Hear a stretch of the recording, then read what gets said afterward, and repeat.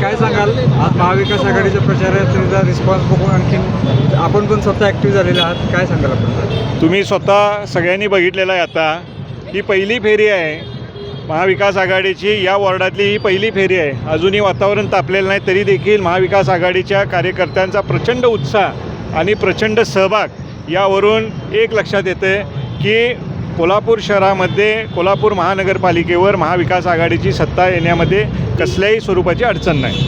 वातावरण फिरायला सुरुवात झाली असं आपण समजूया का? नाही, वातावरण पहिल्यापासूनही काँग्रेसमध्येच होतं. महाविकास आघाडीच्या माध्यमातून उभाटा असेल आम्ही असो हे निश्चित पहिल्यापासून पोषक होतं. त्यामुळं वातावरण फिरते असं मी मानणार नाही. पहिल्यापासूनच पोषक होतं, भविष्यातही पोषक राहणार. कुठेतरी राजे सक्रिय नाहीत अशी टीका होत होती आपल्यावर, काय? नाही सक्रिय नाही अशातला काही भाग नाही. छत्रपती शाहू महाराज स्वतः तिथं आहेत, त्यामुळे ते खासदार असल्याकारणानं ते प्रत्यक्ष इथं लोकांच्या समोर आहेत. त्यामुळं तो प्रश्नच उद्भवत नाही.